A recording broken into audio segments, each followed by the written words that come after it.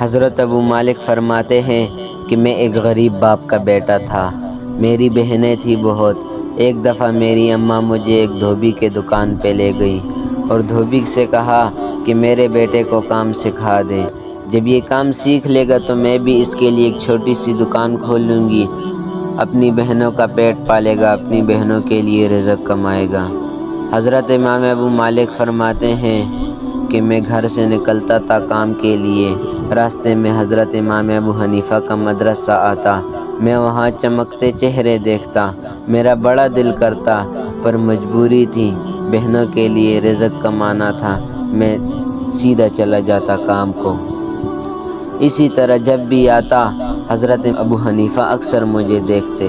ایک دفعہ مدرسے سے گزر رہا تھا، حضرت امام ابو حنیفہ باہر نکلے اور مجھے بلایا، کہا بیٹا کیا نام ہے؟ میں نے کہا ابو مالک نام ہے۔ سینے سے لگایا، ماتھے پہ چوما اور کہا کہ بیٹا پڑھنے کا شوق ہے؟ میں نے کہا جی ہاں، بہت شوق ہے پڑھنے کا۔ حضرت ابو مالک گھر سے کام کے لیے نکلتے اور سارا دن مدرسے میں بیٹھے رہتے، سارا دن مدرسے میں پڑھتے رہتے۔ جب مہینہ پورا ہوا تو اماں نے کہا کہ تنخواہ۔ حضرت ابو مالک نے کہا کہ تنخواہ تو وہ دے گا جو کام کرتا ہو، میں تو سارا دن مدرسہ پڑھتا ہوں۔ اماں کو غصہ آیا اور حضرت امام ابو حنیفہ کے پاس آئی اور کہا کہ مولی تیری چٹی داڑھی، تجھے ذرا بھی شرم نہیں آئی؟ مسلوں سے بھی کبھی پیٹ بھرا ہے؟ ہم کھائیں گے کیا؟ تم نے اسے پڑھنے پہ لگا لیا۔ بی بی کہتی رہی، حضرت امام ابو حنیفہ سنتے رہے اور کہا کہتے تھے کہ بی بی میری غلطی، بی بی مجھ سے غلطی ہو گئی، بی بی مجھے معاف کر دے۔ بی بی بولتی رہی اور حضرت امام ابو حنیفہ سنتے رہے۔ ایسی بڑی ہستی حضرت امام ابو حنیفہ بہت امیر کبیر آدمی تھے، پورا کوفہ، پورا بغداد، پورا مصر سلوٹ مارتا ہے، اتنے بڑے عالم ہیں۔ جب غصہ ٹھنڈا ہوا تو کہا کہ بی بی آپ کا بیٹا پڑھتا بہت اچھا ہے، آپ کا بیٹا لائق بہت ہے۔ تو اس نے کہا چپ کر وے مولوی، ہم کھائیں گے کیا اگر اسے پڑھنے پہ لگا دے؟ تو حضرت امام ابو حنیفہ نے کہا کہ آپ بتائیں گی کہ آپ کے گھر کا خرچہ کتنا ہے؟ تو اس نے کہا کہ 40 درہم۔ بی بی نے کہا کہ میں نے کھلا ڈلا خرچہ بتایا، جب کھلا ڈلا خرچہ کروں تو اتنا خرچہ ہوتا ہے۔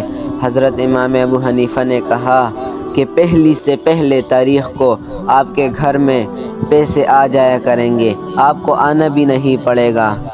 حضرت ابو مالک پڑھنے میں لگ گئے، وقت گزرتا گیا۔ بی بی نے کہا کہ تو نے میرے بیٹے کو تو لگا لیا، یہ پڑھ کے بنے گا کیا؟ حضرت امام ابو حنیفہ نے کہا کہ یہ بادشاہوں کے تخت پہ بیٹھ کے بادشاہوں کے ساتھ کھانا کھایا کرے گا، بادشاہوں کے ساتھ حلوہ کھایا کرے گا۔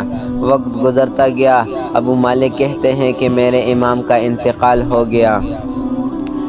ہارون رشید کا خط آیا بغداد سے میرے لیے، اس نے مجھے طلب کیا۔ میں گیا ہارون رشید کے پاس تو اس نے مجھے چیف جسٹس بنا دیا۔ میں خوش ہوا، خوشی سے سجدے کرنے لگا اپنے رب کو۔ میں نے اپنی اماں کو خط لکھا کہ اماں بغداد آ جا، میرے رب نے مجھے بہت عزت عطا کر دی۔ ہارون رشید کی بیوی علماء کی بہت قدر کرتی تھی، اس نے حلوہ بنایا اور بھیجا ہارون رشید کے لیے۔ ہارون رشید تخت پہ بیٹھ کے حلوہ کھا رہا تھا تو ابو مالک کو کہا کہ مولانا صاحب آپ بھی آ جائیں، آپ بھی میرے ساتھ بیٹھ جائیں۔ حضرت ابو مالک وہیں ہارون رشید کے ساتھ بیٹھ گئے تخت کے اوپر، اتنے میں اس کی اماں آ گئیں۔ جب اماں نے دیکھا کہ میرا بیٹا بادشاہ کے ساتھ تخت پہ بیٹھ کے کھانا کھا رہا ہے تو تڑپ اٹھی، روئی، اتنا روئی۔ تو حضرت ابو مالک کہنے لگے کہ اماں آپ کیوں رو رہی ہیں؟ تو اس نے کہا جو کل تک اپنی بہنوں کے لیے 4 درہم نہیں کما سکتا تھا، آج بادشاہ کے تخت پہ بیٹھ کے بادشاہ کے ساتھ کھانے کھا رہا ہے۔ بیٹا مجھے تیرا استاد یاد آ گیا۔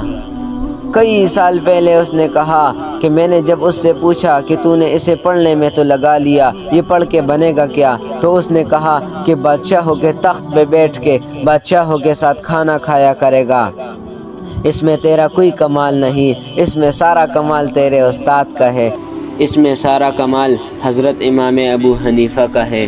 حضرت علی رضی اللہ تعالی عنہ فرمایا کرتے تھے کہ علم مال سے ہمیشہ بہتر ہے۔ تو ایک شخص نے کہا کہ حضور بات کھول کے بیان کریں۔ حضرت علی رضی اللہ تعالی عنہ نے فرمایا، علم نبیوں کی وراثت ہے اور مال تو فرعون کی وراثت ہے۔